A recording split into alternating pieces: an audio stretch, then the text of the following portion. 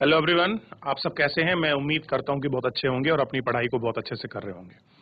मैं आकाश कुमार बढ़ाना ICT virtual classroom में आपका बहुत बहुत स्वागत करता हूं मेरे प्यारे बच्चों। जैसा आपको पता है कि हमारी 12th क्लास है और 12th क्लास में हम लोग बेसिकली आपका देख रहे हैं इकोनॉमिक्स, और हम इकोनॉमिक्स में एक मॉडल पेपर की बात करेंगे जो हमारी बोर्ड परीक्षाओं के लिए बड़ा महत्वपूर्ण है, और उन्हीं पर हम सब चीज़ों को गौर करके एक एक करके बहुत अच्छे से इनको देखेंगे और इन पर अपना विचार रखेंगे। तो जो भी अगर हम आपका मॉडल पेपर करते समय आप अपने आंसरों को बेहतरीन तरीके से जवाब दीजिए। अपने मन में आप जब देखेंगे कोई क्वेश्चन आपको मिलेगा तो उसका आंसर आपको स्पष्ट रूप से पता चल जाएगा कि आता है कि नहीं आता, उसका सोल्यूशन दिया है। जो आपको लगता है इंपॉर्टेंट है आप सारा आप उनको कॉपी करते चलिए, नोट डाउन करते चलिए, या जिस तरह से भी आप उनको सेव रूप में रखना चाहते हैं आप रख सकते हैं। क्लियर है? कोई डाउट रहेगा तो आप बीच में हमसे पूछ सकते हैं मेरे प्यारे बच्चों। तो फिलहाल हम चलते हैं सीधा डिजिटल बोर्ड की तरफ। ध्यान दीजिए आप लोग, देखिए भारत की प्रथम संपूर्ण जनगणना कब हुई। कह रहे हैं जो भारत है, भारत की प्रथम संपूर्ण जनगणना कब हुई, इसके विषय में हमें थोड़ा सा आपका बात करना है और इसको हमको थोड़ा सा देखना है। ठीक, तो इसके विषय में आपको आंसर मिलेगा 1881 में। कब हुई है पहली जनगणना? 1881 में। देखिए इस साल आपका जनगणना का सेंसेक्स आना था, लेकिन वो इस साल आपका सेंसेक्स जो है आपका नहीं आ पाया। क्या है? इस साल जो था आपका सेंसेक्स जो है आपका नहीं आ पाया। ठीक है, ये आपको ध्यान रखना है। अब इसमें अगला क्वेश्चन है, आप ध्यान देंगे। अगला है जनसंख्या वृद्धि से क्या अभिप्राय है, यानी कि जनसंख्या बढ़ रही है उससे क्या अभिप्राय है, इसको थोड़ा सा इसमें देखना था और उस पर बात करनी थी कि आप जनसंख्या वृद्धि के बारे में क्या सोचते हैं, जनसंख्या अभिप्राय को किस तरह से देखते हैं। इन सभी के विषय में हम लोग आपका बात कर रहे थे, इनको देख रहे थे। तो बड़ा अगर आप देखेंगे तो जनसंख्या वृद्धि से अभिप्राय है दो विभिन्न बिंदुओं के मध्य जनसंख्या में होने वाले शुद्ध परिवर्तन को जनसंख्या वृद्धि दर कहते हैं। क्या कहते हैं? शुद्ध जनसंख्या परिवर्तन दर कहते हैं।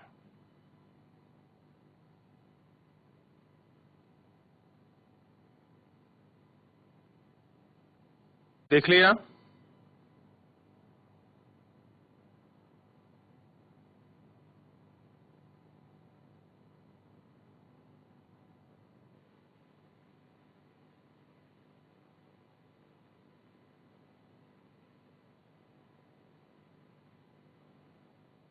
चलिए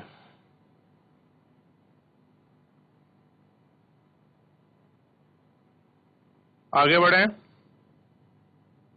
अगला क्वेश्चन इसको देखिए, जननांकीय विशेषताओं के अंतर्गत किन बातों का ध्यान रखा जाता है, कि जो जो आपके जननांकीय हैं उनमें किन आपका बातों का ध्यान रखा जाता है। तो इस पर रूप से आंसर होगा जनसंख्या की भौतिक, सामाजिक, सांस्कृतिक, आर्थिक विशेषताओं को जनसंख्या का संगठन कहते हैं। लिंग, आयु, निवास स्थान, वैवाहिक स्थिति, मानव जातीय, साक्षरता, साक्षर, व्यवसायिक, इन सब पर आपकी विशेषता है। ठीक, इन पर हम लोग ध्यान रखते हैं। देखें आप इसको,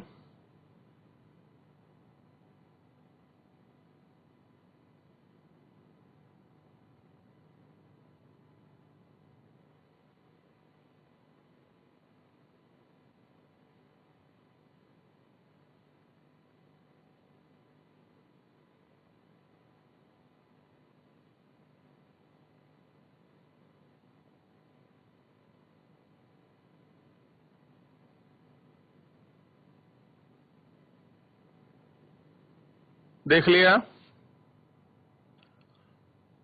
तो हर तरीके से हमें इसमें आपका देखना था कि कौन कौन सी विशेषताएं हैं, किन किन चीजों पर निर्भर हैं। क्लियर है? आप इनको कॉपी करें।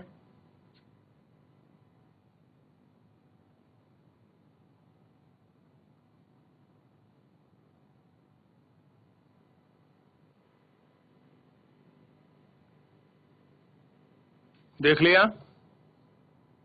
अगले क्वेश्चन को भी इसमें साथ में देखिए, जनसंख्या की वास्तविक वृद्धि की गणना कैसे होती है। कि अगर आपको वास्तविक वृद्धि दर निकालना है तो कैसे ज्ञात करेंगे आप, बताइए।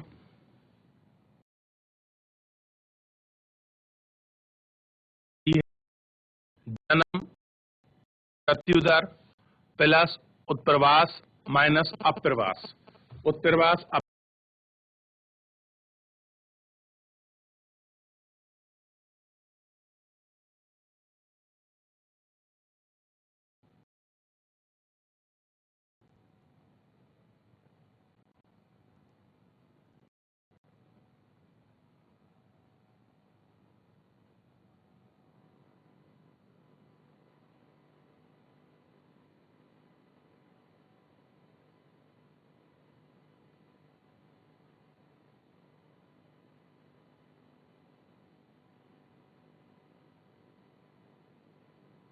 देख लिया।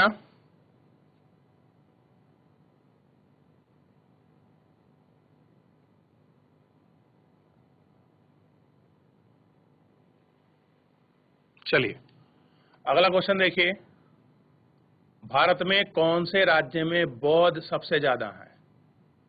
तो आप लिखेंगे महाराष्ट्र में कुल जनसंख्या में सर्वाधिक और आपका प्रतिशत के रूप में सिक्किम। अगर आप देखोगे कि बौद्ध जनसंख्या सबसे ज्यादा कहाँ है, तो नंबर ऑफ पॉपुलेशन के हिसाब से आपको महाराष्ट्र में मिलेगा, लेकिन आप परसेंटेज में देखो तो सिक्किम में सर्वाधिक मिलेंगे आपको। ठीक, तो अगर प्रतिशत में पूछा जाए तो आंसर सिक्किम होगा, राज्य के हिसाब से पूछा जाए तो आपका आंसर महाराष्ट्र होगा। ठीक,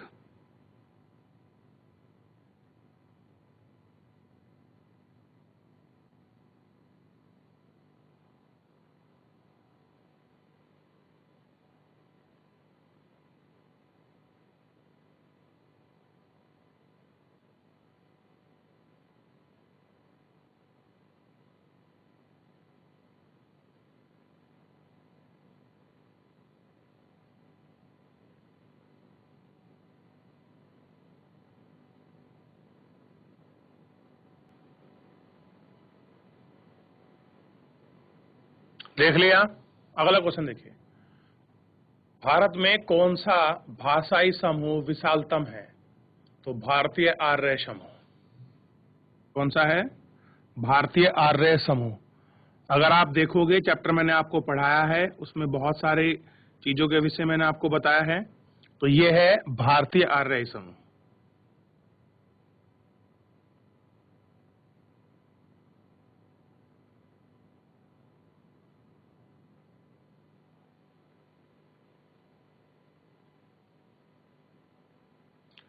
देख लिया।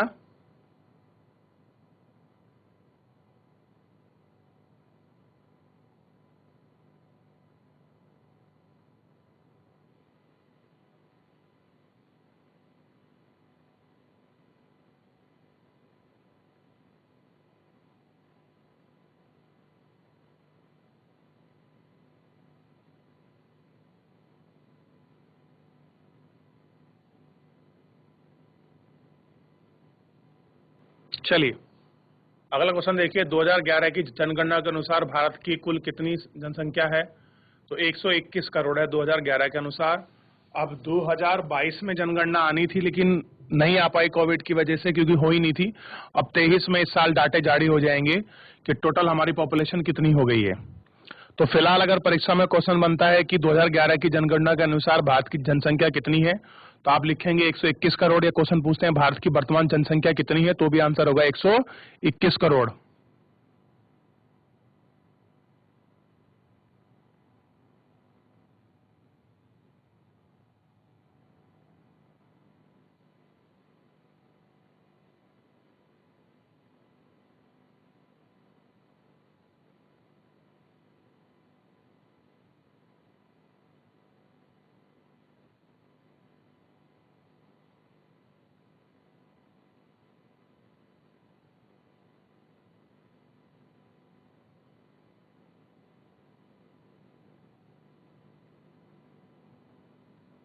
अगला क्वेश्चन देखिए, भारत के किस राज्य में जनसंख्या सर्वाधिक है?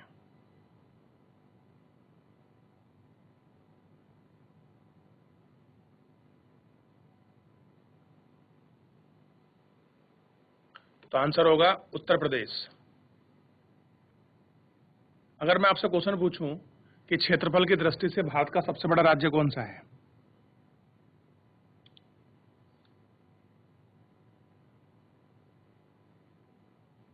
तो क्या आंसर देंगे आप? तो आंसर हो जाएगा क्षेत्रफल की दृष्टि से राजस्थान, जनसंख्या की दृष्टि से आपका उत्तर प्रदेश। क्लियर है?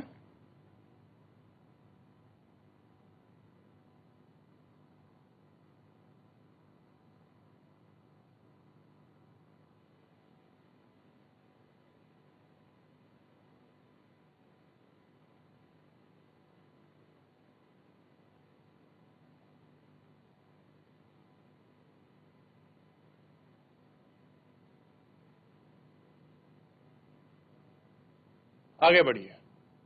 2001 की जनगणना के अनुसार भारत की जनसंख्या की वार्षिक वृद्धि दर क्या है? क्या कह रहे हैं? 2011 की जनगणना के अनुसार वार्षिक वृद्धि दर क्या है? तो आंसर हो जाएगा 2.4%। कितना है? 2.4%।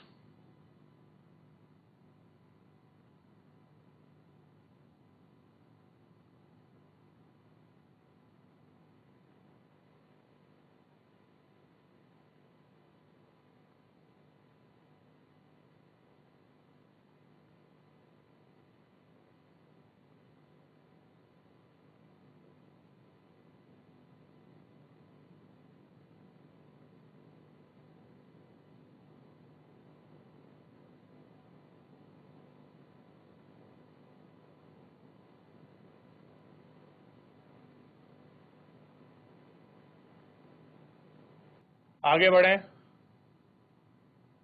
श्रम की प्रतिभागिता दर क्या होती है? देखिए, कुल जनसंख्या में कार्यरत जनसंख्या के प्रतिशत अनुपात को श्रम की प्रतिभागी दर कहते हैं। क्या कहते हैं? प्रतिभागी दर किसे को कहेंगे? कुल जनसंख्या में कार्यरत जनसंख्या के प्रतिशत अनुपात को ही प्रतिशत भागीदार कहते हैं। ठीक, यह आपको पता होना चाहिए।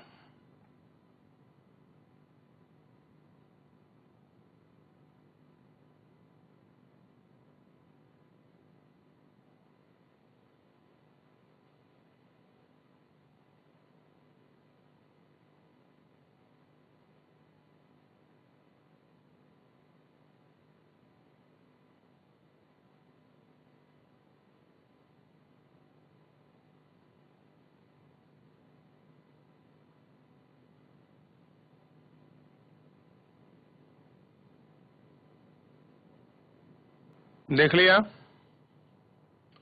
भारत के उन दो राज्यों के नाम बताइए जहां आबादी में ग्रामीण आबादी प्रतिशत देश की सर्वाधिक है। उन दो राज्यों के नाम बताने हैं जहां आबादी ग्रामीण, शब्द ध्यान देखिए, प्रतिशत में, बात किस में रूप पूछ रहे हैं? परसेंटेज के रूप में। तो आंसर होगा बिहार और सिक्किम। क्या होगा आंसर? बिहार और सिक्किम।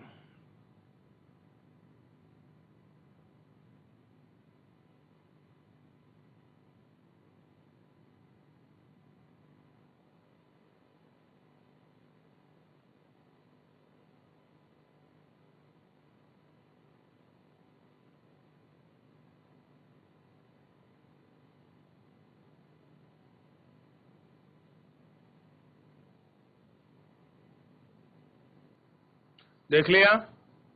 अगला क्वेश्चन देखिए, मुख्य श्रमिक किसको कहते हैं?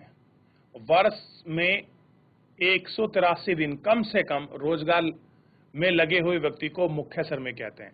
यानी कि आप उस व्यक्ति को श्रमिक कहते हैं अगर वर्ष में 365 दिन में से 100 अगर 83 दिन आपको काम मिल जाता है तो आप मुख्य श्रमिक की श्रेणी के अंतर्गत शामिल हो जाते हैं। ठीक है?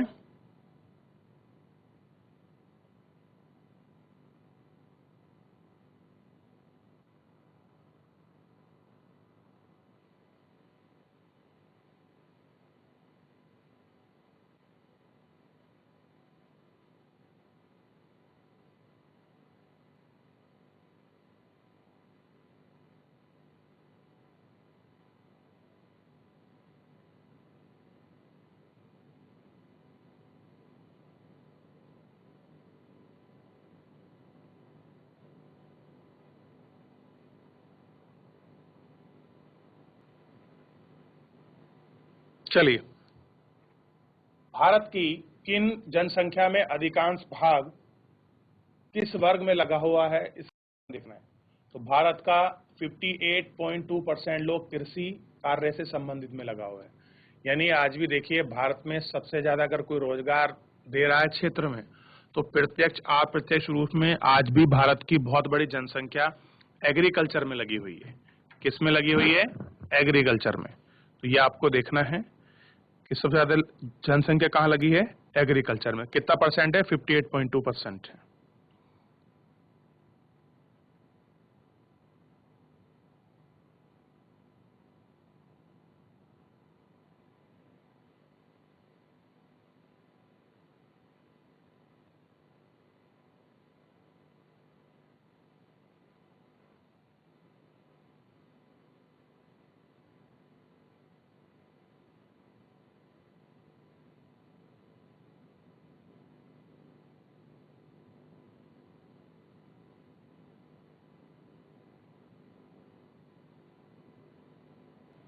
अगला क्वेश्चन देखिए, 1901 से 1921 की समय अवधि में भारत की जनसंख्या वृद्धि दर की स्थिरता नकारात्मक क्यों थी? कारणों से स्पष्ट कीजिए।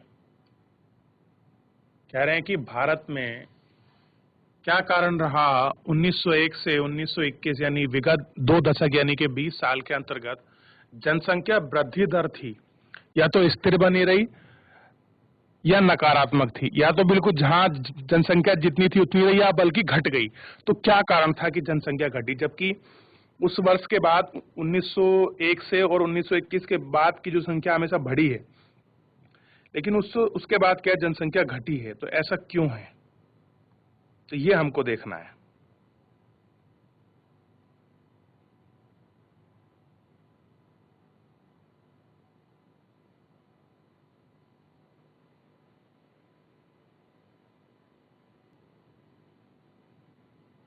देखिए, इस अवधि में मृत्यु दर और जन्म दर दोनों उच्च थे। युवा स्वास्थ्य संबंधी सुविधाओं का अभाव था, लोग साक्षरता बहुत कम थी, खाद्यान्न की चीजें, आधारभूत चीजों की व्यवस्था इनमें बड़ी कम थी। तो ये सारे ऐसे कारण रहे हैं जिनकी वजह से आप देख पाएंगे कि क्या नहीं हुआ है, इसमें जो जनसंख्या दर है वो आपका नकारात्मक बनी रही।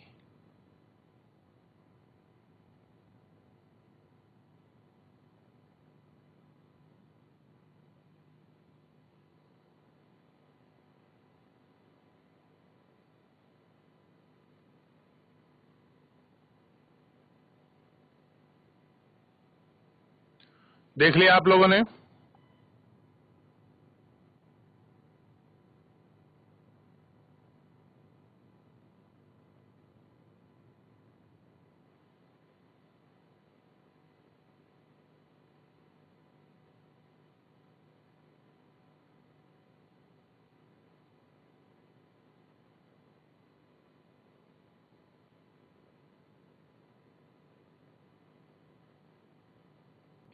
भारत सरकार द्वारा राष्ट्रीय युवा नीति कब अपनाई गई और इसके क्या उद्देश्य थे? तो पता होना चाहिए, राष्ट्रीय युवा नीति 2003 में अपनाई गई।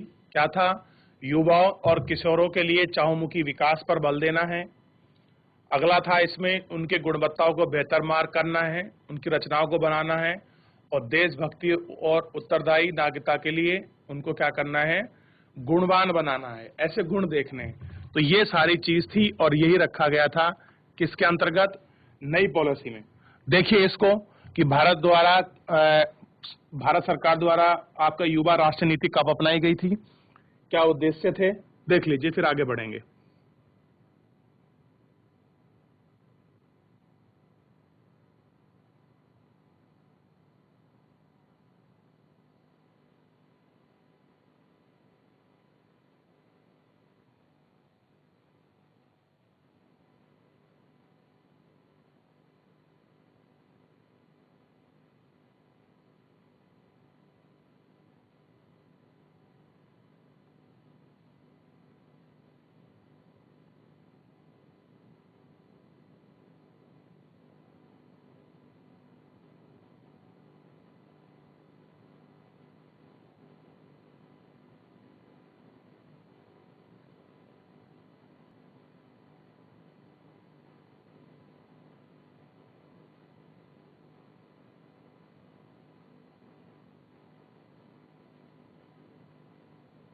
देख लिया। अगले क्वेश्चन में पढ़िए। समाज के समक्ष किशोरों की प्रमुख समस्या और क्या चुनौतियां हैं। तो यदि किशोरों को समुचित ढंग से मार्गदर्शित ना किया जाए तो वे काफी सुवेद भी हो सकते हैं। स्पष्ट कीजिए। समाज के समक्ष किशोरों की चुनौतियां हैं। सबसे पहली चुनौती में अगर आप देखोगे तो पहली चुनौती मिलेगी उनकी निरक्षरता, विद्यालय वितरित छात्र, विवाह की आयु निम्न और समुचित मार्गदर्शन। तो ये सारे ऐसे कारण मिलेंगे जिनको आप देख सकते हैं एक एक करके, कोशिश करके पूरी पॉसिबिलिटी के साथ।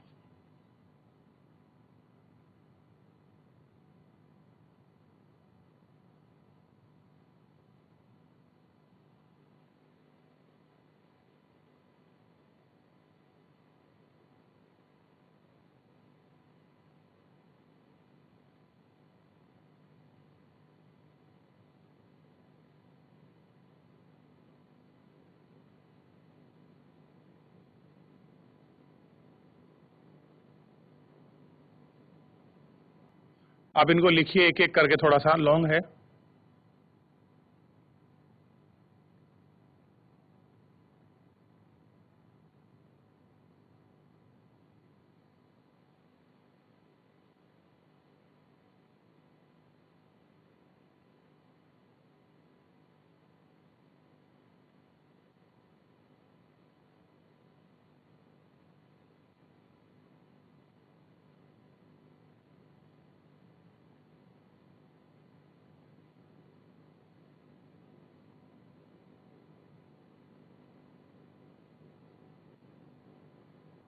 अगला क्वेश्चन देखिए। भारत की जनसंख्या का असमान वितरण के आप तथ्य देकर एक्सप्लेन करना है कि क्या कारण है भारत में जो असमान वितरण है उसका क्या कारण है जनसंख्या का, बताइए।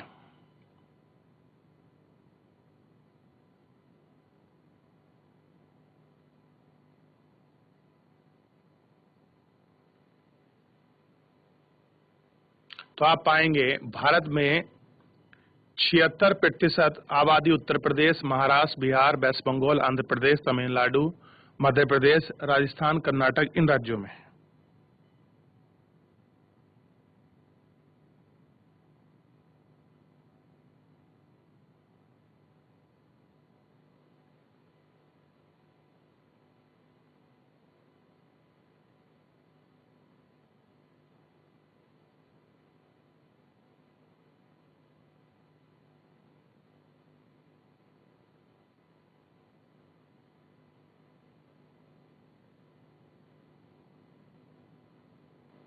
आगे बढ़े।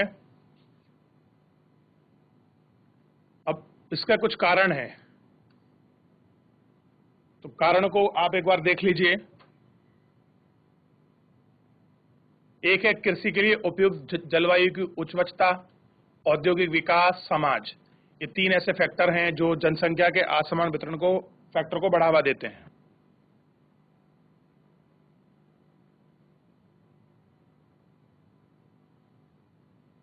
क्लियर हुआ? आपने कॉपी किया सबने? जिनका कॉपी नहीं भी हुआ है आप जल्दी करें, आप इनको देख लें। देखिए, अगर पूछा जा रहा है क्या कारण है, तो 76% पॉपुलेशन कहां हो गई? उत्तर प्रदेश, महाराष्ट्र, बिहार, वेस्ट बंगाल, आंध्र प्रदेश, तमिलनाडु, मध्य प्रदेश, राजस्थान, कर्नाटक, गुजरात। कारण क्या है?